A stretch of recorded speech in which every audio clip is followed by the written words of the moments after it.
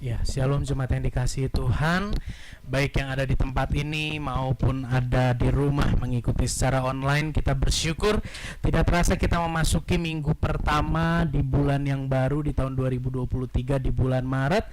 Terasa begitu cepat ya, hari-hari yang kita lewati terasa begitu cepat. Tapi biarlah saudara, iman pengharapan kita, pengenalan kita pun kepada Tuhan terus bertumbuh dari hari ke hari. Amin.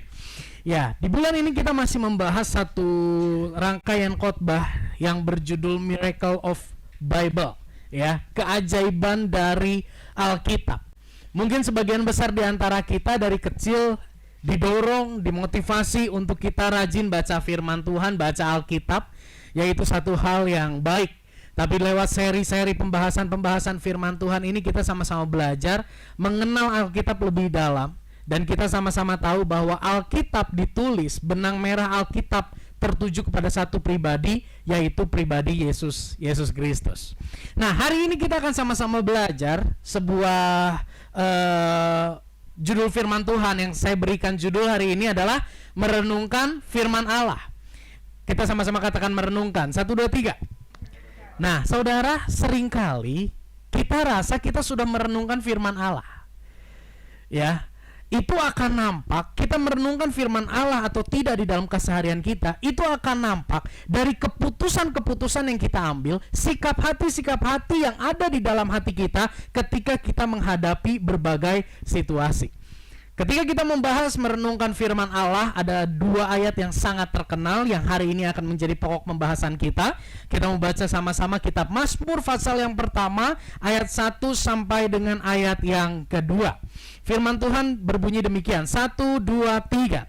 Berbahagialah orang yang tidak berjalan menurut nasihat orang fasik, yang tidak berdiri di jalan orang berdosa, dan tidak duduk dalam kumpulan pencemooh, tetapi yang kesukaannya ialah Taurat Tuhan, dan merenungkan Taurat itu siang dan malam.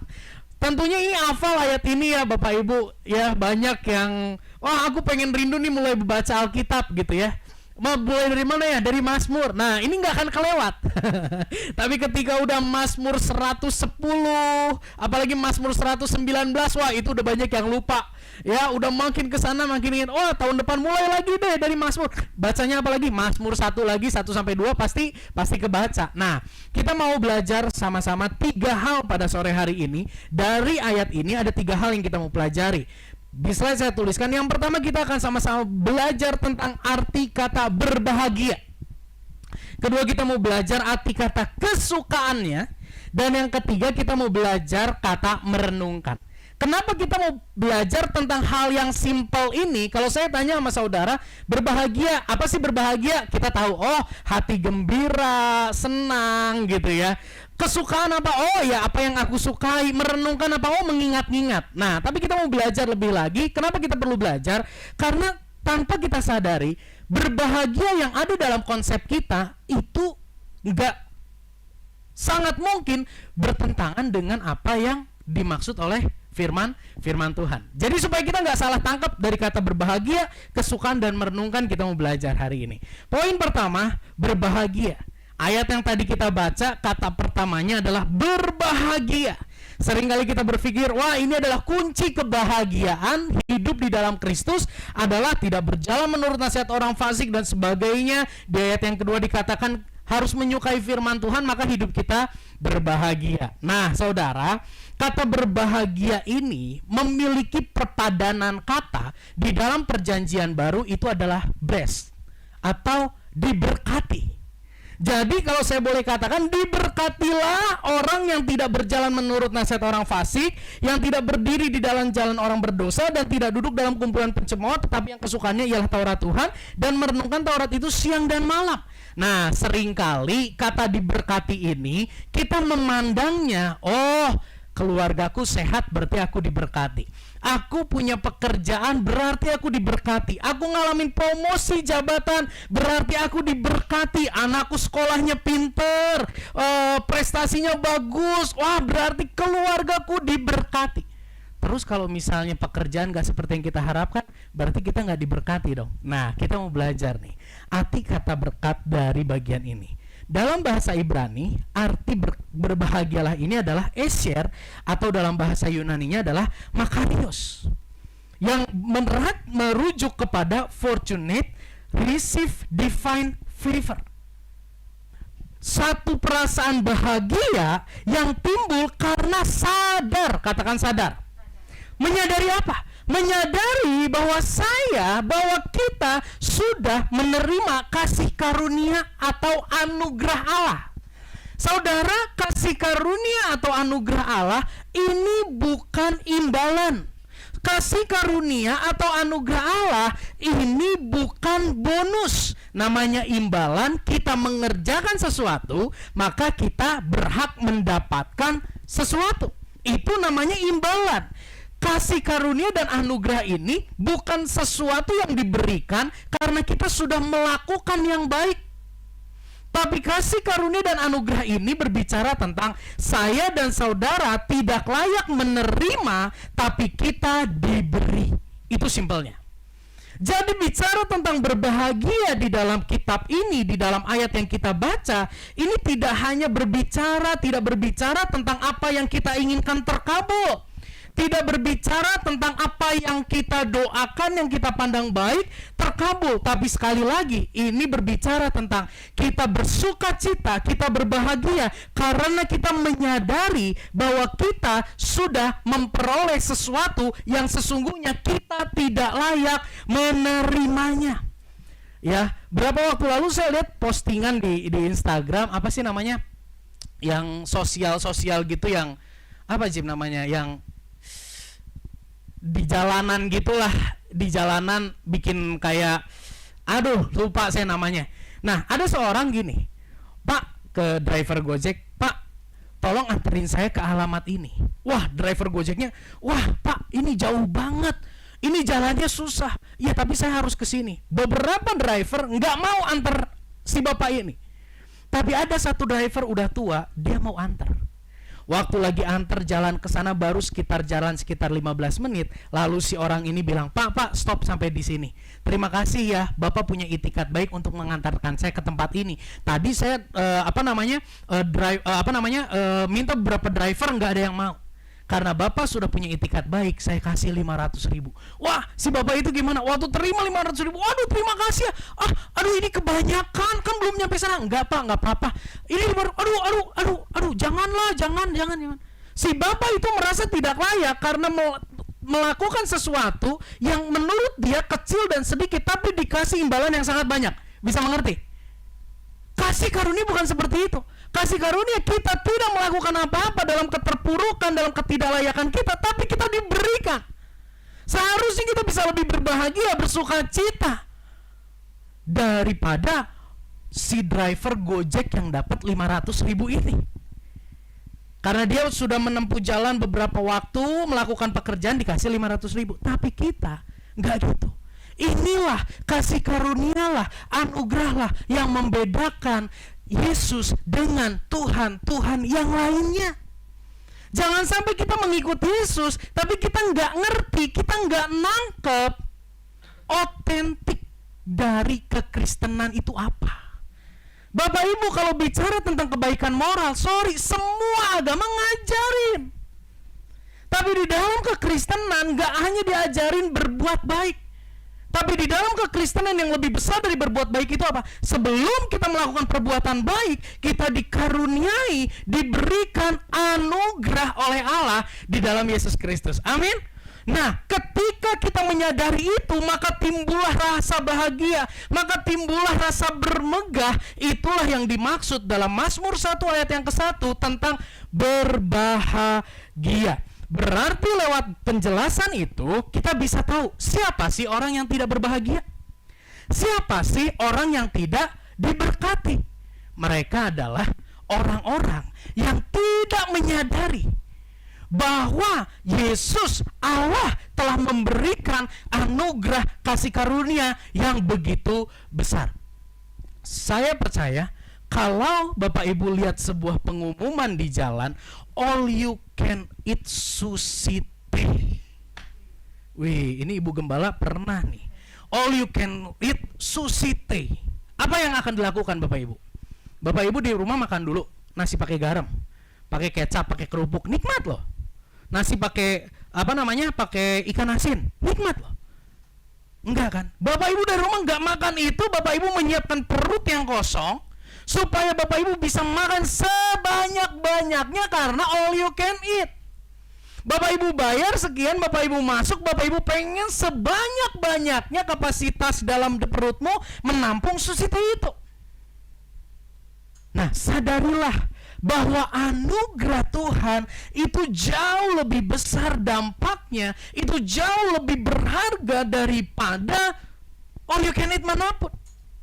Nah, Bapak Ibu, sadar atau tidak, disadari atau tidak disadari, seringkali saya dan saudara cepat lupa dan merasa terpuruk, merasa tidak memiliki apa-apa, merasa tidak berharga, merasa putus asa, merasa kecewa ketika tidak memperoleh apa yang kita inginkan, ketika tidak mencapai standar dunia yang dikatakan berhasil. Betul ya? Kita sangat mudah kecewa, kita sangat mudah khawatir. Identitas diri kita seringkali hancur ketika kita tidak mencapai dan memperoleh apa yang menjadi standar dunia. Padahal kita sudah memperoleh kasih karunia yang besar itu. Di slide saya tuliskan, kita sering lupa ya bahwa Allah telah memberikan yang terbaik bagi kita, yaitu iman yang memampukan saya dan saudara percaya kepada Yesus Kristus sebagai satu-satunya Tuhan dan Juru Selamat. Sehingga kita cepat khawatir, sehingga kita cepat gelisah, kita cepat panik, kita cepat takut, kita cepat tawar hati. Setelah saya mempersiapkan firman Tuhan ini, Bapak Ibu, sama Tuhan saya langsung diizinin praktek. Hari Jumat setelah selesai siapin firman Tuhan, Jumat sore saya lihat tubuh anak saya, Geva, itu muncul banyak merah-merah. Waduh, di pipinya. Lucu anak saya, jadi tambah lucu. Karena pipi kiri kanan ini merah, udah kayak badut. Dibuka, dilihat pakai celana panjang. Waktu diganti pakai celana pendek. Waduh, banyak banget. Ini anak saya kenapa lagi nih? Saya bawa ke rumah sakit. Ketika saya di rumah sakit, dokter sepertinya panik. Waduh, Pak, ini harus segera dicek, Pak. Ini harus segera dicek. Sama ketika anak saya COVID, dokternya panik. Waduh, saya udah di situ udah deg-degan. Saya udah khawatir, saya udah iya nya jujurnya aya pengeluaran deui gitu. Aduh, ieu kumaha ieu. Saya sama istri, Pak, cepet Pak. Naik lab, harus periksa darah, cepet, saya tunggu. Hari ini kita harus lihat. Jadi seolah-olah penyakit anak saya itu kayaknya parah banget gitu ya. Dokter tuh mengkondisikan seperti itu. Ketika saya gendong anak saya naik tangga waktu seperti jalur ketika anak saya mau di swab pertama kali, saya naik tangga di situ. Di hati saya, aduh, ada sebuah ketakutan, ada sebuah kecemasan. Tapi firman Tuhan yang saya siapkan ini menegur saya. Tuh kan? Gampang lupa ya. Gampang lupa ya Yusak, bahwa anakmu adalah milik Tuhan. Semua yang terjadi atas hidupnya itu ada dalam kendali Tuhan. Harusnya ketika kamu ingat itu, kamu menjadi tenang. Ya, dan ini sangat mungkin terjadi di dalam kehidupan kita, bahwa kita seringkali lupa tentang kasih karunia yang Tuhan berikan, limpahkan begitu besar di dalam kehidupan kita. Saudara, jika kita menyadari hal ini, saya mau katakan, jika kita menyadari hal ini, baru dari satu kata berbahagia. Jika kita terus mengingat tentang kasih karunia Allah, maka sesungguhnya yang terjadi di dalam hari-hari kita, apapun kondisinya, kita tidak akan mudah terombang-ambing. Kita tidak akan mudah berkecil hati, kita tidak akan mudah kecewa ketika kita tahu bahwa kita sudah memperoleh yang terbaik dari Tuhan. Roma 8 ayat 32, firman Tuhan berkata demikian. Di slide saya tuliskan Roma 8:32. Kita baca sama-sama ya ayat ini. 1, 2, 3. Ia yang tidak menyayangkan anaknya sendiri, tetapi yang telah menyerahkannya bagi kita semua, bagaimanakah mungkin ia tidak mengaruniakan segala sesuatu kepada kita bersama-sama dengan Dia? Kasih karunia berbicara tentang Tuhan sudah memberikan yang terbaik buat kita. Masa sih pergumulan hari ini, masa sih kesesakan hari ini Tuhan biarkan kita berjalan sendiri? Saya ingat sekali, orang tua saya pernah bilang gini, dulu saya ngerengek. Wah, papi mami gak sayang, gara-gara apa? Mainan. Orang tua saya bilang gini, ingat sekali di mobil, Yusuf, papi mami bukan jahat, papi mami bukan gak mau kasih mainan. Kamu sekolah itu sebulannya lebih mahal dari mainan itu, papi mami bayarin. Ya, kamu perlu obat. Dulu saya pakai obat peninggi badan, barijeng tinggi-tinggi. Kamu perlu obat peninggi badan, papi mami beliin. Yang gitu aja papi mami beliin. Jadi kalau yang gini nggak dibeliin, itu bukan karena papi mami nggak sanggup atau karena papi mami jahat, tapi karena papi mami ingin ajar kamu, mainlah dengan apa yang ada. Begitu juga dengan hidup saya dan saudara. Ketika kita ingat kasih karunia Tuhan, sesungguhnya itu menjadi sebuah kemantapan untuk kita bisa tetap memandang Dia baik sekalipun Dia tidak memberi apa yang kita pandang baik. Nah, Bapak Ibu, kegagalan yang sering kita alami, yang tadi kita bahas, Bapak Ibu, apa sih yang menyebabkan kegagalan itu terjadi? Kegagalan yang kita alami dalam mengingat dan mensyukuri kasih karunia Allah yang telah kita terima, itu membimbing kita untuk kita melihat bahwa sudut pandang kehidupan kita itu seringkali masih terfokus kepada apa yang kita pandang baik. Itu masih seringkali terfokus kepada apa yang dunia pandang baik. Worldview, sudut pandang, ini akan sangat mempengaruhi kita. Di slide saya tuliskan, Bapak Ibu, worldview, inilah yang jadi masalah. Kenapa kita seringkali lupa? Kenapa kita seringkali melupakan pemberian terbesar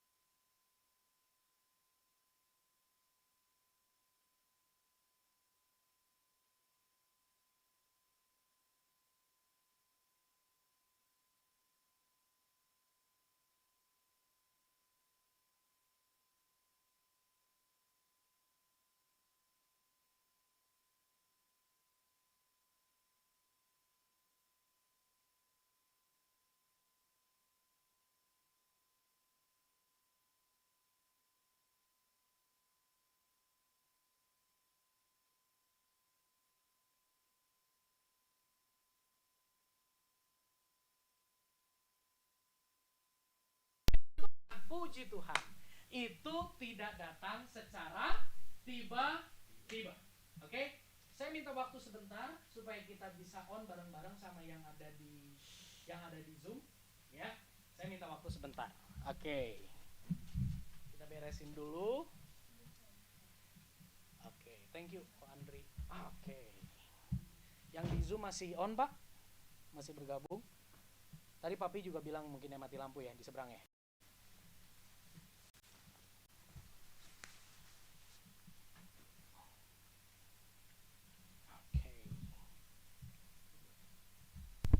Oke, puji Tuhan, ya.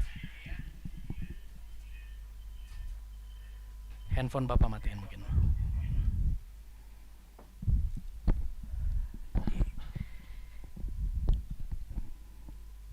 Sip. Nah, Bapak Ibu, poin yang kedua, Daud tidak berhenti menjelaskan tentang apa yang membuat kita berbahagia. Ya, selain kata tidak tadi, di ayat yang kedua firman Tuhan berbicara tentang yang kesukaannya ialah Taurat Tuhan dan yang merenungkan Taurat itu siang dan malam. Bicara tentang kesukaan, ini bukan berbicara sesuatu yang instan, tetapi memerlukan sebuah perjalanan. Ya, saya menyukai nasi goreng. Suatu saat saya merenungkan, kenapa saya menyukai nasi goreng? Ketika saya renungkan, Bapak Ibu, kesukaan saya akan nasi goreng ini timbul karena gini. Emak saya itu senang bikin nasi goreng. Bikin nasi goreng, ya, kirim ke rumah, saya makan nasi goreng. Bukan hanya itu. Ketika malam hari tiba, perut ini terasa lapar. Orang tua saya, Yus, kita makan yuk. Makan apa, Bi? Nasi goreng. Ketika ada perjalanan keluar kota Bandung Surabaya, saya ingat sekali Bapak Ibu, dari rumah bawa tromo. Diisinya apa? Nasi goreng. Pim, nasi goreng beli di mana? Nanti aja yang lewat, supaya kita rasain icip-icip. Jadi bisa itu, nanti beli di Sumedang, di jalan, lapar lagi, ada tukang nasi goreng di Pantura di pinggir jalan, bisa berhenti, masak, makan lagi nasi goreng dan nasi goreng. Akhirnya nasi goreng itu menjadi idola buat saya, menjadi kesukaan buat saya. Contoh lain, sepak bola. Keluarga saya tuh nggak ada yang senang sepak bola, ya. Tapi karena saya bergaul dengan sepupu saya yang gila bola, namanya Daniel, saya sering nginep di rumahnya. Ketika main PlayStation, mainnya adalah Winning Eleven, saya mainnya biasanya Crash Bandicoot. Dianggap nggak main itu, jadi saya nggak pernah kebagian main. Akhirnya supaya saya boleh ikutan main gimana? Kok mau belajar dong, belajar winning. Kalau Bapak Ibu tahu, di dalam main winning itu ada cheat one two, wah itu dari belakang sampai depan, one two. Saya bingung kok bisa begini, nggak bisa rebut bola dan sebagainya. Akhirnya apa yang tadinya keluarga saya nggak suka, orang tua saya nggak suka, akhirnya saya belajar untuk supaya diterima. Nonton bola, ya, dulu zamannya Batistuta. Wah ini sok bagus. Oh ya keprok tangan. Padahal tengarti oge sepak bola. Sampai akhirnya saya menyukai sepak bola. Itu dimulai dari apa? Dimulai dari komunitas yang menyukai sepak bola. Dimulai dari apa? Dimulai dari orang tua saya yang menyukai nasi goreng. Akhirnya saya jadi suka nasi goreng. Nah, mungkin buat Bapak Ibu ini gambar biasa aja, tapi buat saya ini gambar yang luar biasa. Kebayang-bayang itu sampai kotak, apalagi ada potongan kambing di situ. Begitu juga dengan firman Tuhan. Gimana caranya supaya kita memiliki hati yang menyukai firman Tuhan? Karena ketika kita berbahagia, itu nggak bisa lepas. Kita harus menyukai firman Tuhan. Next, di dalam slide ini kita akan belajar dengan cepat. Ada 4 hal. Bagaimana supaya kita bisa menyukai firman Tuhan? Yang pertama, saya bicara gini loh. Kita bisa menyukai firman Tuhan. Yang pertama, kita harus mengalami ketulusan kasih Allah. Kenapa kita harus mengalami ketulusan kasih Allah? Saudara, sadarilah bahwa kita adalah manusia-manusia yang berdosa, yang selalu ingin memberontak, yang selalu ingin hidup di luar firman Tuhan, yang selalu ingin hidup sesuai dengan apa yang kita pandang baik dan nyaman. Bagaimana menghancurkan hati kita yang sedemikian keras itu? Tuhan tidak menghancurkannya dengan penghukuman, tapi Tuhan menghancurkannya dengan sebuah pelukan. Yang akhirnya membuat hati kita luluh, yang akhirnya membuat hati kita menyadari bahwa Tuhan sangat mengasihi kita sebelum kita melakukan apa yang menyenangkan hatinya. 2 Korintus 5 ayat 17, ayat yang gak asing Bapak Ibu. Tetapi siapa yang ada di dalam Kristus, ia adalah ciptaan baru, yang lama sudah berlalu, sesungguhnya yang baru sudah datang Bapak Ibu. Saya mau katakan bahwa kasih karunia Allah, ketulusan pengorbanan Yesus Kristus itu berkuasa mengubahkan hati kita dari hati yang menolak kebenaran menjadi hati yang berbalik mencintai kebenaran. Dimulai dari apa? Dimulai dari kasih. Seringkali sebagai manusia kita berpikir gini, bagaimana supaya anak saya, bagaimana supaya pasangan saya, bagaimana supaya, mungkin ke orang tua jarang ya, bagaimana supaya anak dan pasangan saya hatinya tuh bisa berubah, hidupnya tuh bisa berubah, supaya jangan ini lagi, supaya jangan itu lagi. Yang sering kita lakukan apa? Makin dia keras, kita makin ngomong keras. Betul ya? Tapi yang Tuhan lakukan, di balik kekerasannya ada kasih yang meluluhkan hati. Itu cara Tuhan, itu kasih karunia, itu ketulusan kasih yang sangat luar biasa. Kita sudah belajar bagaimana Paulus begitu keras, tapi ketika dia berjumpa dengan Tuhan hadapan tatap muka, hatinya luluh. Yang pertama, kita bisa menyukai firman Tuhan harus dimulai dari kita mengalami kasih Tuhan, kasih karunia Tuhan yang menjamah kehidupan kita. Dimulai dari kesadaran bahwa aku dikasihi oleh Tuhan dengan sangat luar biasa. Itulah sebabnya kenapa setiap saya menyampaikan firman Tuhan, saya nggak bosan-bosan menyampaikan kasih karunia Tuhan, menyampaikan tentang salib, menyampaikan tentang pengorbanan. Karena itulah yang Tuhan inginkan untuk kita dan kita semua tahu dan kita semua rasakan. Saya hanya punya waktu 52 minggu. Saya nggak tahu tahun ini saudara akan ikut ibadah berapa kali. Dan saya nggak tahu di tahun ini saya akan memimpin ibadah menyampaikan firman Tuhan berapa kali. Mentok-mentok, akhirnya kita bilang gini, umur mah nggak ada yang tahu. Tapi selama kita masih hidup, selama saya masih hidup, biarlah kita terus diingatkan tentang kasih Tuhan yang luar biasa. Yang kedua, setelah kasih Tuhan menjamah hidup kita, yang kedua, berkomunitas. Berkumpullah, hiduplah di tengah komunitas orang-orang yang kegemarannya sama. Yang kegemarannya juga adalah membaca dan merenungkan firman Tuhan. Yang kegemarannya adalah membicarakan firman Tuhan. Tentunya Bapak Ibu, komunitas yang membicarakan firman Tuhan mungkin awalnya tidak nyaman bagi kita. Mungkin awalnya ini suatu hal yang sangat jauh dengan kehidupan kita. Tapi saya mau katakan, semakin kita masuk dalam komunitas yang membicarakan Injil, yang membicarakan firman Tuhan, yang merenungkan firman Tuhan bersama-sama, yang mendiskusikan firman Tuhan bersama-sama, saat itu ketertarikan kita akan firman Tuhan akan semakin meningkat. Saya mau katakan, kita tidak didesain oleh Tuhan untuk menjalani perjalanan kerohanian seorang diri. Kita didesain oleh Tuhan untuk berjalan bersama-sama, bergandengan tangan, menjalani perjalanan rohani kita. Bapak Ibu, di dalam Kisah Para Rasul pasal 2 ayat 42, ini merupakan gaya hidup jemaat mula-mula. Orang Kristen mula-mula tuh gaya hidupnya seperti ini. Setiap hari mereka kumpul, mereka baca firman, mereka mendiskusikan firman. Arti mendiskusikan di sini berbicara tentang gini. Kamu baca apa? Aku baca ini.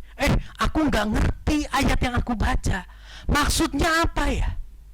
Di situ kita belajar sama-sama mendiskusikan firman Tuhan, sehingga akhirnya kita dituntun untuk semakin mengerti, memahami firman Tuhan. Di dalam komunitas itu kita sama-sama mendengar ada kesaksian, ada pengalaman-pengalaman pribadi dari rekan-rekan komunitas kita, bagaimana cara Tuhan menolong. Saudara, belajar kesetiaan dari rekan dalam komunitas kita itu akan sangat menolong kita dalam menjalani hari-hari yang penuh tantangan untuk tetap berpegang pada firman Tuhan. Ya, Bapak Ibu, ada seorang hamba Tuhan ketika dia lagi mission trip di Kalimantan. Waktu dia mau pindah kota, Bapak Ibu, itu malam hari. Ketika dia mau pindah kota, ada drivernya datang. Pak, jangan takut, saya udah berpengalaman. Di Jawa, saya sudah mengemudikan mobil itu puluhan tahun. Jadi tenang Pak, pasti kita bisa sampai di tempat dengan selamat. Oh ya. Apa yang terjadi Bapak Ibu karena itu malam hari? Bapak ini punya pengalaman hebat. Bapak ini punya pengalaman luar biasa dalam mengemudikan mobil di Pulau Jawa. Tapi dia baru sekali mengemudikan mobil di Kalimantan yang medan jalannya itu sangat mengerikan. Jadi rombongan hamba Tuhan ini berapa kali mau terprosok ke jurang. Singkat cerita, di dalam perjalanan ada sebuah kedai kopi dan di situ ada beberapa mobil. Pak, kita mampir dulu, kata hamba Tuhan ini. Dia minum kopi. Setelah minum kopi, dia cari supirnya mana gitu ya. Udah selesai, supirnya datang ke mobil. Pak, itu di sebelah ada mobil travel. Dia tuh udah bolak-balik Pak. Dia usianya, supirnya masih lebih muda dari saya. Nyetirnya juga baru nggak nyampe 10 tahun. Tapi Pak, dia nyetir hebat. Dia hafal banget medan di jalan ini. Nah dia bilang, udah ikutin aja mobil kita di belakang. Kata driver travel itu, ikutin aja mobil saya. Nanti kalau saya ngerem, ikutin aja pokoknya. Oke. Apa yang terjadi Bapak Ibu? Jalan sampai di tempat tujuan, supir ini bilang gini, bener ya Pak, beda ya. Waktu saya jalan sendiri, kita jalan sendiri, aduh, saya nggak bisa gunain pengalaman saya yang puluhan tahun dalam mengemudikan mobil, itu nggak bisa. Tapi begitu saya ketemu dengan supir yang mungkin usianya lebih muda dari saya, tapi dia sudah menjalani perjalanan yang liku-liku itu dan udah hafal di jalan itu, bener ya. Ketika kita jalan, kecepatan kita bisa lebih konstan. Saya yang nyetir juga jadi nggak ngantuk. Di sini mengajarkan kita apa? Perlunya berjalan bersama. Bagaimana supaya kita bisa menyukai firman Tuhan? Nggak bisa dilepaskan dari jamahan kasih karunia Tuhan. Tapi yang kedua, kita perlu hidup berkomunitas bersama rekan-rekan yang merenungkan firman, yang mendiskusikan firman, yang menghidupi firman. Supaya apa? Supaya kita dimotivasi, supaya kita melihat contoh-contoh dan teladan yang real dalam kehidupan kita hari-hari ini. Yang ketiga, bagaimana supaya kita bisa menyukai firman Tuhan? Bapak Ibu, yang ketiga saya tulis di situ. Kita memohon kepada Roh Kudus supaya terus mengingatkan dan meneguhkan kita untuk setia memulai kebiasaan yang baru, yaitu merenungkan firman Allah. Saya tahu seringkali kita memulai, tapi di perjalanan kita menjadi lemah, kita menjadi lelah. Kita perlu pertolongan Roh Kudus seperti yang sudah minggu-minggu lalu saya sampaikan, bahwa ada satu gaya gravitasi dalam hidup kita. Gravitasi itu daya tarik yang mendorong kita untuk melanggar firman Tuhan. Gravitasi yang mendorong kita, yang menarik kita untuk kita meninggalkan merenungkan firman Tuhan setiap hari. Minta pertolongan Roh Kudus, karena terlalu banyak gangguan yang berpotensi membuat kita berhenti merenungkan firman Tuhan, berhenti membaca firman Tuhan. Dan yang terakhir, bagaimana supaya kita bisa menyukai firman Tuhan? Sesuatu yang Anda tidak mengerti, sulit bagi Anda untuk menyukai. Sesuatu yang Anda tidak fahami isinya, sulit bagi Anda untuk tekun di dalamnya, mempelajari dari hari ke hari. Dalam Yohanes pasal yang ke-20 ayat yang ke-31, Yohanes menuliskan kenapa kitab-kitab ini ditulis, kenapa firman Tuhan ini diajarkan. Ya, di slide mungkin bisa tolong ditampilkan di onsite. Firman Tuhan, Yohanes menuliskan ini semua ditulis dengan tujuan untuk membawa kita semakin mengenal dan percaya kepada Yesus. Saya mau katakan bahwa semua kitab di dalam Alkitab itu menuntun kita kepada satu pribadi yang bernama Yesus Kristus. Yesus Kristus adalah benang merah dari seluruh isi Alkitab. Kita perlu memohon Roh Kudus untuk mengubah sudut pandang kita dalam kita membaca firman Allah. Banyak Bapak Ibu orang yang baca Alkitab, tapi kacamatanya beda. Kacamatanya pakai kacamata sendiri. Baca Alkitab, aduh aku sedang dalam pergumulan. Bagaimana supaya usahaku diberkati? Aku baca firman Tuhan. Apa yang aku dapat tentang usahaku ya? Apa yang bisa aku lakukan tentang usahaku ya? Jadi kita memakai firman Tuhan ini seperti kamus. Kita mencari tahu apa yang bisa menguntungkan kita. Kita perlu minta Roh Kudus ubah sudut pandangku, karena firman Tuhan ini bukan berbicara tentang Anda dan saya. Firman Tuhan ini berbicara tentang Tuhan Yesus yang sangat mengasihi saya dan saudara. Firman Tuhan ini berbicara, Alkitab ini berbicara tentang bagaimana bentuk nyata kasih Tuhan dalam mengasihi saya dan saudara. Kalau Bapak Ibu saat ini membaca Alkitab bersama, bagian-bagian yang sangat berat hari-hari ini sedang terjadi, bukan? Bagaimana di situ dituliskan tentang korban ini, korban itu, korban ini, korban itu, korban ini, korban itu. Bapak Ibu mari sadari, jika Yesus tidak hadir, kita harus melakukan korban ini, korban itu, korban ini, korban itu, supaya dosa kita diampuni. Tapi Yesus sudah hadir, sehingga korban itu tidak perlu dilakukan lagi. Itu semua tercatat di dalam Alkitab.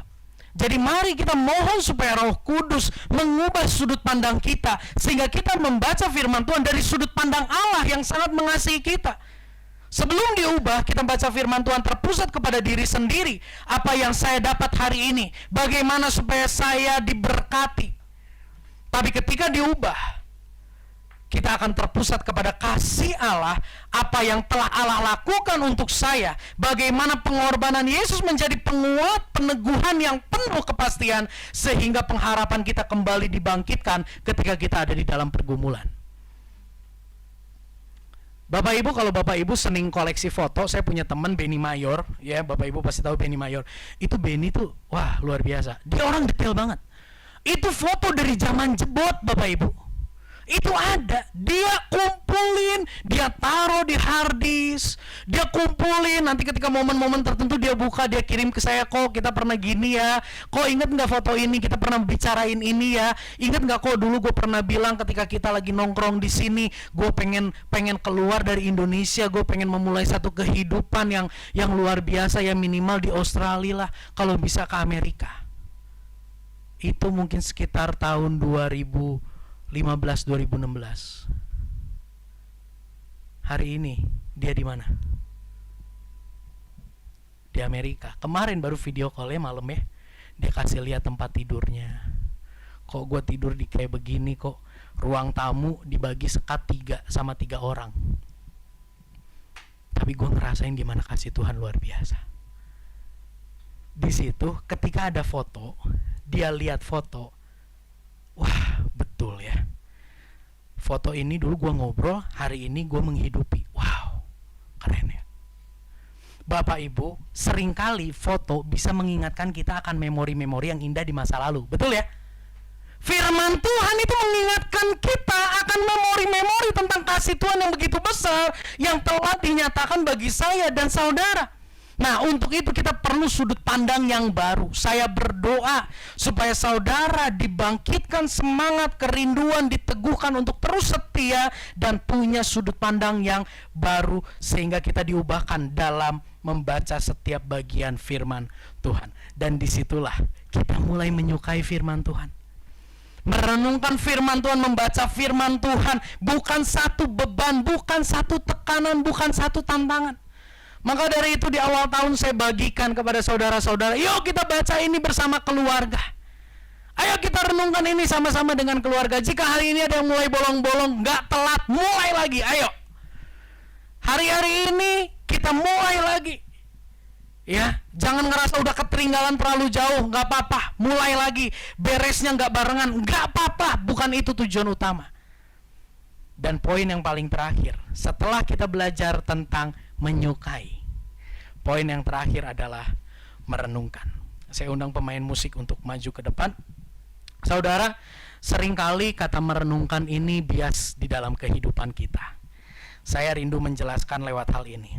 Siapa di sini yang pernah marah dalam waktu 5 menit? Artinya gini, marah selama 5 menit.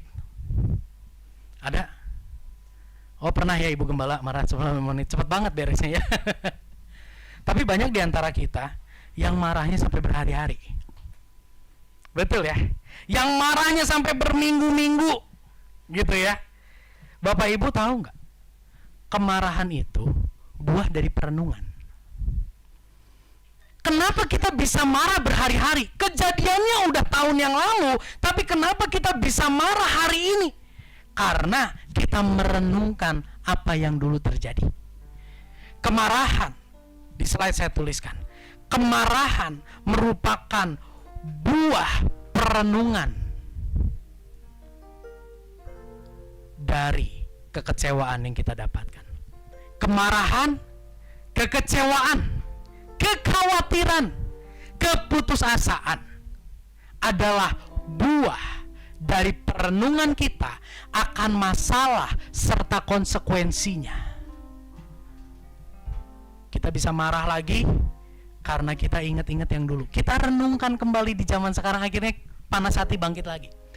Kita kecewa, kita mengalami kekecewaan. Bicara tentang kita ingat ketidaksesuaian apa yang kita harapkan dengan kenyataan. Kita jadi kecewa. Kekhawatiran dan keputusasaan. Kita merenungkan, wah kayaknya di depan akan ada masalah ini nih. Seperti yang saya alami. Ketika saya lihat muka dokter itu, kekhawatiran muncul. Kenapa? Karena di otak saya, di benak saya, waduh ini anak saya sakitnya parah. Saya merenungkan sesuatu yang mungkin gak akan terjadi. Bisa nangkap Bapak Ibu? Jika hari ini Bapak Ibu sedang ada di dalam kekhawatiran, Bapak Ibu sedang ada di dalam kecemasan, Bapak Ibu dalam ketakutan, atau Bapak Ibu sedang ada di dalam kemarahan, saya mau katakan, Anda sedang merenungkan sesuatu sehingga Anda marah. Anda merenungkan sesuatu sehingga Anda hari ini takut, khawatir, bahkan putus asa sekalipun itu belum terjadi. Sedangkan kesombongan adalah buah dari perenungan akan keberhasilan kita dan kegagalan lingkungan sekitar. Dua hal ini, kekecewaan, kemarahan, kekhawatiran, keputusasaan, dan kesombongan, tentunya ini semua terjadi ketika kita merenungkan sesuatu yang salah. Sadarilah, akuilah di hadapan Tuhan bahwa kita seringkali mengalami hal ini. Kita gagal dalam merenungkan firman Allah. Tapi kita berhasil merenungkan hal-hal negatif yang belum tentu terjadi. Kita berhasil merenungkan perkataan lingkungan yang begitu menyakitkan kita, sehingga hari ini kita dikuasai kemarahan. Sesungguhnya kita adalah orang-orang yang sangat ahli dalam merenungkan. Tapi kontennya apa? Kontennya apa? Di media sosial hari ini ada akun-akun yang banyak sekali followersnya. Apa sih yang membuat orang tertarik untuk memfollow? Konten. Hari ini apa menjadi konten perenungan kita? Firman Tuhan katakan gini, berbahagialah orang yang kesukaannya adalah firman Tuhan dan merenungkan firman itu siang dan malam. Tadi kata berbahagia kita udah belajar. Arti berbahagia selalu mengucap syukur, bergembira karena kita menyadari kita memperoleh anugerah yang besar. Dan hanya dengan merenungkan firman Tuhan setiap waktu, kita akan terus diingatkan tentang kasih Tuhan yang sudah kita terima. Di slide Bapak Ibu, 2 slide berikutnya saya tuliskan, merenungkan firman Allah mengingatkan kita betapa saya dan saudara dikasihi oleh Allah lebih dari siapapun dan apapun, sehingga kemarahan yang ada di hati kita itu akan diganti dengan kedamaian dan kita bisa mengampuni. Kekecewaan yang ada dalam hati kita akan dibalut, dipulihkan dengan ketulusan hati Allah. Mungkin hari ini Anda dikuasai kekecewaan karena merenungkan lingkunganmu yang memojokkan, yang tidak setia, yang mengkhianati, yang meninggalkan engkau. Saya tahu itu sangat menyakitkan, dan semakin Anda renungkan itu, Anda semakin terpuruk. Tapi ketika kita ganti kontennya, kita merenungkan firman Allah, maka kasih Tuhan yang tulus itu akan membalut hati kita yang terluka, Bapak Ibu. Jika hari ini kita dikuasai kekhawatiran karena merenungkan konsekuensi terburuk padahal itu belum tentu terjadi, maka kekhawatiran itu akan diganti dengan damai sejahtera sekalipun kita ada di tengah pergumulan. Karena ketika kita merenungkan firman Tuhan, kita tahu jika Tuhan sudah mengorbankan nyawanya bagi kita, memberi yang terbaik, tidak mungkin Dia tinggalkan kita berjalan sendiri. Jika hari ini Anda sedang ada di dalam keputusasaan, keputusasaan itu akan diganti dengan pengharapan. Jika hari ini Anda ada dalam kesombongan, merendahkan orang lain, dan Anda merenungkan firman Tuhan, Anda tahu bahwa Anda adalah orang-orang yang tidak lebih baik dari mereka yang Anda pandang rendah. Kesombongan diganti dengan kerendahan hati, dan kita dibuat kagum. Terima kasih Tuhan untuk setiap keberhasilan, untuk setiap berkat Tuhan yang Tuhan berikan kepada saya. Akhirnya berkat Tuhan itu tidak kita gunakan untuk merendahkan orang lain. Di dalam setiap kondisi merenungkan firman Tuhan ini penting. Di dalam kegagalan kita merenungkan firman Tuhan akan membuat hati kita percaya, teguh, damai sejahtera mengalir, karena kita tahu Dia tidak pernah meninggalkan kita di tengah kegagalan. Di tengah keberhasilan kita merenungkan Taurat Tuhan. Di situ kita disadarkan bahwa semua yang ada pada kita itu merupakan pemberian Tuhan. Itu merupakan anugerah Tuhan, sehingga kita menyadari tidak ada satu hal pun yang bisa kita sombongkan. Filipi 4 ayat 8 sampai dengan ayat yang ke-9. Kita baca sama-sama bagian ini. 1, 2, 3. Jadi akhirnya, saudara-saudara, semua yang benar, semua yang mulia, semua yang adil, semua yang suci, semua yang manis, semua yang sedap didengar, semua yang disebut kebajikan dan patut dipuji, pikirkanlah semuanya itu. Berhenti sampai di sini. Semua yang benar. Ini berbicara tentang gini. Kita yang tidak benar dijadikan benar lewat pengorbanan Yesus. Itu yang harus kita renungkan. Semua yang mulia, kita yang kotor dan najis, dipeluk oleh Tuhan yang tidak berdosa, dipeluk oleh Tuhan yang kudus. Itu yang harus kita renungkan. Kemarin harusnya ada yang bantu di rumah saya untuk bersih-bersih, mestinya dia datang. Tapi dia nggak datang. Jadi saya kebagian giliran buang sampah. Sampahnya sampah basah, Bapak Ibu tahu ya sampah basah ya. Yang nasi lah, yang tulang lah, yang apalah gitu. Aduh, itu kan baunya kebayang ya. Ketika saya ikat itu lalat-lalat mulai ini bukan lalat siapa, binatang-binatang kecil itu ya, ke tangan saya gitu. Saya bawa dengan jijik-jijik. Ketika saya bawa jijik-jijik, di dalam hati saya gini, di hadapan Tuhan kamu tuh kotor lebih jijik dari itu, tapi Tuhan tuh gak angkat jijik, tapi Tuhan peluk kamu sampai badannya pun jadi kotor. Itulah Yesus di atas kayu salib. Itu yang harusnya kita renungkan. Yang mulia rela menjadi kotor berdosa karena saya dan saudara. Yang adil, Dia yang maha adil, Dia yang menetapkan hukum. Orang yang berdosa harus dihukum, tapi karena keadilannya, Dia menggantikan saya dan saudara yang berdosa. Harusnya saya yang dihukum, tapi Tuhan menggantikan saya dan saudara menjalani penghukuman. Seharusnya itu yang saya dan saudara renungkan. Apa yang suci? Dia yang suci rela menjadi berdosa karena kita. Itu yang harusnya kita renungkan. Apa yang manis? Yang termanis di dunia ini adalah bagaimana ketika kita tidak layak dikasih, tapi kita memperoleh belas kasihan yang luar biasa. Kasih karunia Allah. Itu yang harusnya kita renungkan. Apa yang sedap didengar? Tidak ada berita yang lebih indah dan sedap didengar selain berita kita yang harusnya dihukum, tapi Yesus menggantikan kita menjalani penghukuman. Itu yang harusnya kita renungkan. Yang disebut kebajikan dan patut dipuji, pikirkanlah semuanya itu. Ayat 9. dan apa yang telah kamu pelajari, dan apa yang telah kamu terima, dan apa yang telah kamu dengar, dan apa yang telah kamu lihat padaku, lakukanlah itu, maka Allah sumber damai sejahtera akan menyertai kamu. Amin. Orang yang merenungkan firman Tuhan, orang yang selalu ingat akan kasih karunia Tuhan yang besar di dalam kehidupannya, konsekuensinya apa? Ada damai sejahtera, ada ketenangan di dalam hatinya. Sekalipun kondisi begitu menggelisahkan dan membuat hati ini gusar. Saya nggak tahu pergumulan apa yang saudara hadapi hari ini, dan saya nggak tahu kesesakan apa yang saudara alami. Mungkin saya pun belum pernah mengalami hal yang saudara alami sekalian saat ini. Tapi yang saya tahu, damai sejahtera Tuhan itu jauh lebih besar dari setiap masalah dan pergumulan yang kita hadapi. Ketika kita memikirkan Injil, kita memikirkan tentang kasih Yesus yang tadi saya sebutkan, ada damai sejahtera dalam hati kita.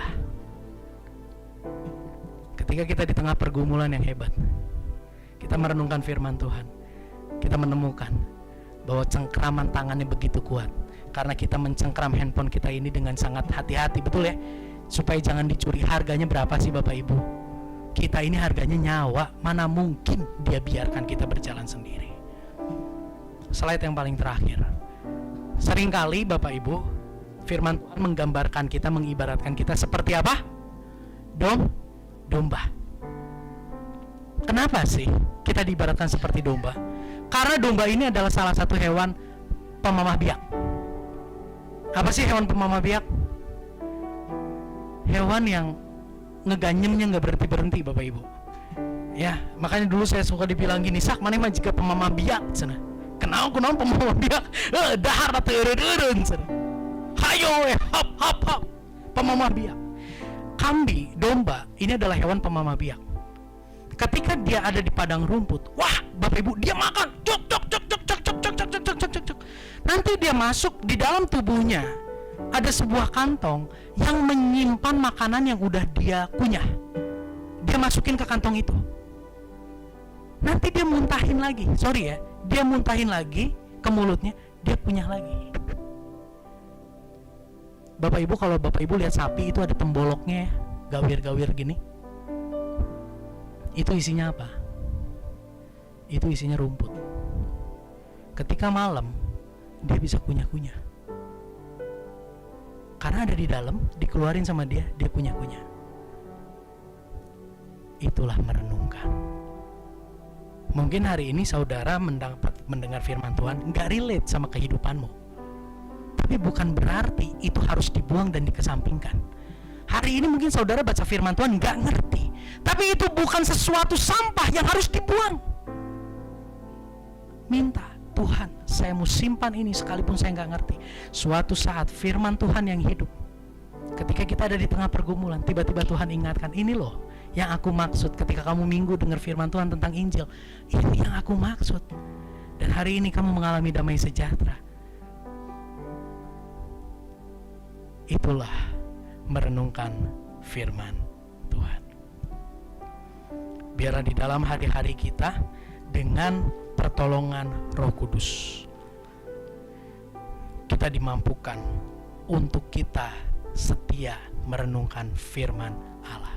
Kita menjadi orang berbahagia, bukan bergelimang harta, bukan berarti bebas dari masalah, tapi di tengah permasalahan dan keterpurukan, kita tetap mengingat tentang kasih karunia Tuhan, anugerah Tuhan yang besar yang telah Tuhan nyatakan bagi kehidupan setiap kita. Sebentar kita akan masuk dalam perjamuan kudus. Biarlah kita mohon supaya kuasa darah Yesus menjamah, mengubah hati kita, memberikan kita hati yang menyukai firman Tuhan, menopang kita untuk setia membaca firman, memampukan kita untuk merenungkan dan mengingat tentang kasih Tuhan yang begitu besar yang telah Tuhan nyatakan bagi kehidupan setiap kita. Tuhan, kami bersyukur buat sore hari ini, buat setiap kebenaran firman yang sudah kami dengar, buat setiap setiap peneguhan yang Tuhan berikan. Hamba berdoa Tuhan, biarlah Engkau yang terus bekerja memeteraikan firman-Mu dan menolong memampukan kami menjadi pelaku firman yang taat dan setia sampai akhir hidup kami. Sebentar kami akan masuk dalam perjamuan kudus. Sucikan, kuduskan, layakkan kami untuk kami menjalani sakramen ini, dan biarlah Roh Kudus bekerja lewat perjamuan kudus ini, terus mengubahkan kehidupan kami, buat hati kami menyukai firman Tuhan, buat kami mengerti, buat kami setia merenungkan dan melakukan firman Tuhan, karena tanpa campur tangan-Mu kami tidak mampu. Terima kasih. Kuduskan hamba yang memimpin perjamuan, kuduskan hamba-Mu yang membagikan tubuh dan darah Kristus. Terima kasih Tuhan, di dalam nama Yesus kami berdoa, amin.